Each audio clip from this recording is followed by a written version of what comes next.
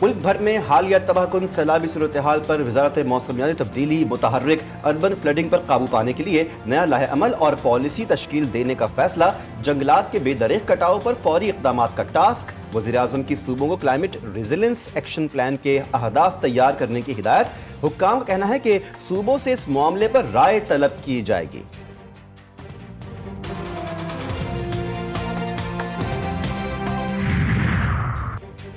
وزیر اعظم شہباز شریف نے ٹی چوک fly over کا سنگ بنیاد رکھ دیا۔ کہتے ہیں کہ منصوبے سے ٹریفک کے مسائل حل ہوں گے۔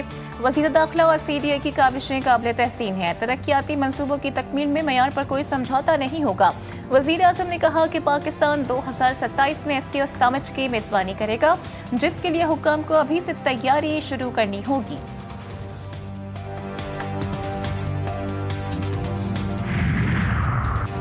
صدر زرداری چین کے سرکاری دورے پر چنگدو پہنچ گئے۔ چنگدو ایئرپورٹ پر نائب وزیر خارجہ اور نائب گورنر نے صدر مملکت کا استقبال کیا۔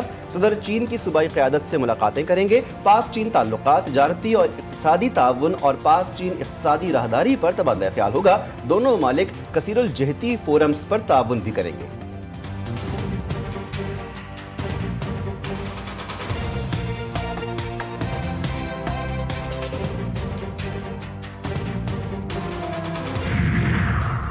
بیوی کا نانو نفقہ نکاح کے ساتھ ہی شروع ہو جاتا ہے، رخصتی سے مشروط نہیں۔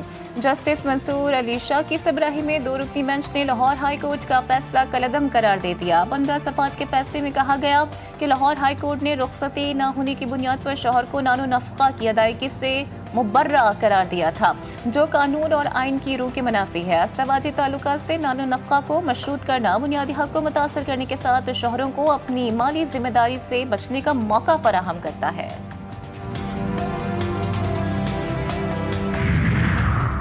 سنی اتحاد کونسل کے اراکین کے قائمہ کمیٹیوں سے استعفے۔ اسپیکر قومی اسمبلی سردار ایاز صادق نے معاملہ داخل دفتر کر دیا۔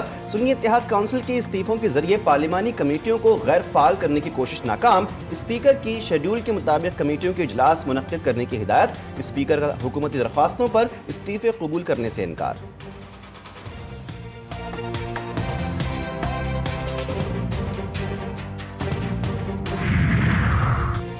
بھارت پر انحصار کی امریکی پالیسی ناکام۔ امریکی جرید فارن افیئرز کا بڑا دعویٰ۔ رپورٹ میں کہا گیا کہ بھارت کبھی بھی امریکہ کا قابل بھروسہ شراکت دار نہیں رہا۔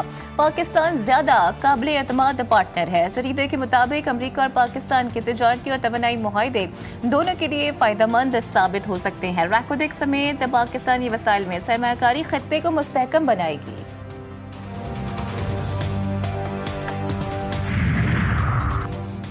سلامتی کی کونسل میں دوحہ پر حملوں کے خلاف مذمتی قرارداد منظور۔ امریکہ سمیت تمام 15 ملکوں کی اسرائیل کا نام لیے بغیر حمایت۔ رکن ممالک کا کشیدگی میں کمی کی اہمیت پر زور۔ یرغمالیوں کی رہائی اور غزہ میں مصائب کا خاتمہ اولین ترجیح قرار۔ دوحہ پر اسرائیلی حملہ سفارتکاری کی توہین اور امن کوششوں کو نقصان پہنچانے کی کوشش قرار۔ قطری وزیر اعظم کا سلامتی کونسل میں خطاب۔ محمد بن عبد الرحمن الثانی کا کہنا ہے کہ صہیونی ریاست حماس رہنما پر حملہ کر کے غزہ میں جنگ ختم کرنے کی کوششوں کو ناکام بنانا چاہتی ہے۔